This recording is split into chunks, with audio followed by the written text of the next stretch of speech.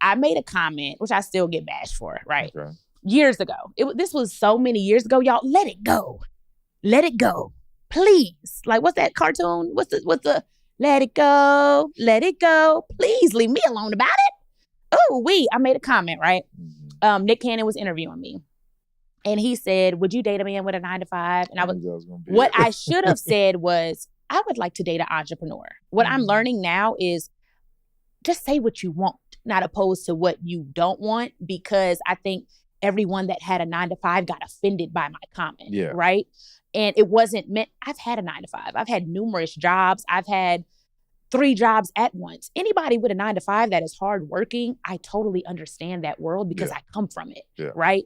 I'm not bashing men with 9-to-5. I don't think men with 9-to-5 are not hardworking or not successful. You could have a 9-to-5 and still be super financially stable. Mm-hmm. But I would love to date a man that has my same lifestyle, that has freedom to get up and go, doesn't have to call into work and get paid off time. And it's just a different lifestyle for me. So what I should have said is, I would love to date a man that is an entrepreneur, right? And I think the main thing that I'm thinking of, one of my, you know how everybody has relationship goals. Toby and Fat. Do you know who that is?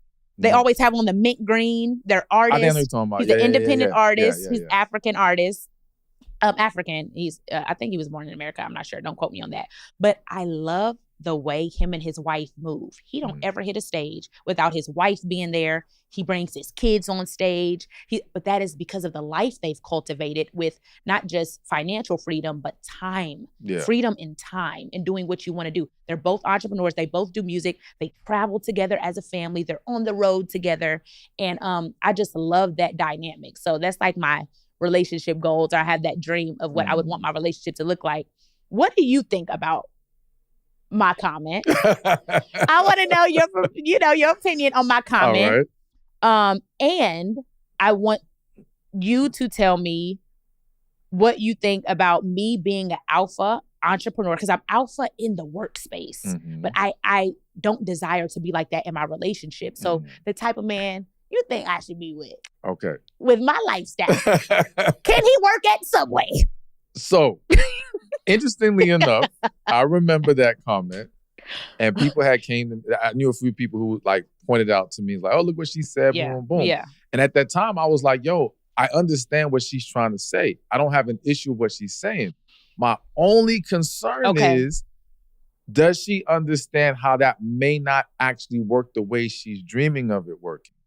And so what I meant by that is the fact that though that person is an entrepreneur too, and therefore they can relate to you more and they should technically have more flexibility, the unfortunate reality is with entrepreneurs, that flexibility may not align with each other.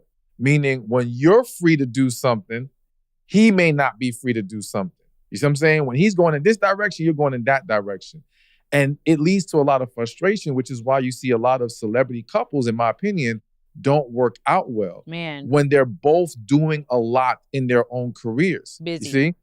It can work if you two are aligned in the actual niche that you're in. Okay. So mentioning, I forgot the artist's name that you said, them going on stage together. Toby and Fat, yep. They're both artists. They're both doing music. They do it together. Exactly. Got it. So they can actually now create an alignment that doesn't create conflict there. But if you have one person who's, I don't know, a motivational speaker, another person who's a supermodel, she's getting called to do a shoot somewhere, he's getting called. And what you'll find is professional people, I have to say especially men, not saying this doesn't happen with women either, but men who are successful, what they value a lot is the availability of a woman. Ooh, all right? So after I'm out on the road, traveling, doing my work, I don't want to come home and you're like, nah, baby, I got to go handle this for my job. I got to go do this. I got to do that. I got to go podcast. Exactly. Now you mad at me. Exactly. Because no one gets into a relationship to not have someone pour into them. They're looking for something to be able to receive from that individual. Of course, you have to be prepared to give, but what can you get in return? So if you have a partner who isn't available when you need them to be available, that creates a problem. And the same thing can happen with a woman. If she is having an emotional struggle at the moment and she needs her man. But her man's like, nah, I gotta go do this, I gotta do that. It takes its toll after a while. You can deal with it initially maybe, but over time, and pay attention, notice the successful men who cheat. A lot of times, who do they cheat with?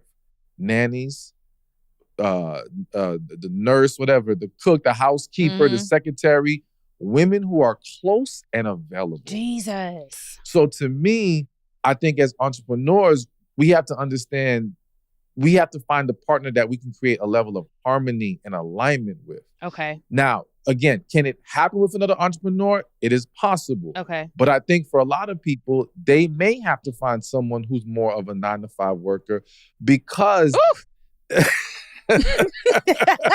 I didn't mean nothing by that. For some people, because they may need more of that stability from that partner as far as, I know what your schedule is. I know when you're available. That's the thing with entrepreneurship. Okay. There's not a real set schedule. You gotta open it up, mama. I'm not exiting it out. You know what I'm saying? Now, I do think, again, if you are an entrepreneur and you're still striving like, nah, I still want to align myself with another entrepreneur. But you said somebody that does something I do. Think so you think a comedian. I'm the only funny one here. You're not finna be upping me on my jokes. But you know what? But listen, if they are a comedian, that's great because, again, y'all could do tours together. Or let's just say they're not a comedian. Let's say they're a host. They're great at hosting shows. I like that. All right, so they could be hosting your shows on tour with you. Y'all still can be together. You see what I'm saying? But you see, now the man is hosting. I'm headlining. Now he mad because he the man. And now I'm headlining. Oh, your girl headlining. And And I think that's an issue if he doesn't know who he is and securing himself. Okay. Because if he's a host and that's his thing, who cares if you're the headliner for comedy? Yeah. And not insecure. That shouldn't be a problem. You know what I'm saying? But if he is having that kind of an ego where he feels like he should be getting more attention than you, well, that's a different issue. Okay. You feel me? But I think that, yeah, if as an entrepreneur you want to have that kind of a relationship, then I think a big key is creating a structure in your life that allows there to be a more predictable flexibility, so to speak. So it's like, all right, if we know what our schedules are. So I remember reading a book one time, I can't remember what the book was, but the guy was saying like for the first 7 years of him being an entrepreneur, he was all over the place. He was taking calls late at night. He was doing this, he was doing that. And then finally, to make his relationship work, he's had to create structure to where it was like, all right, I don't take calls after 6 p.m. 6 p.m., done. You know what I'm saying? I don't do X, Y, Z. I don't travel on certain seasons. So now his wife knows, okay, I at least got you for these seasons of the year. I don't have to worry about you being all over the place. And now when he's not available on the other times during the year, it's easier for her to deal with that because she knows, all right, it's just for this month.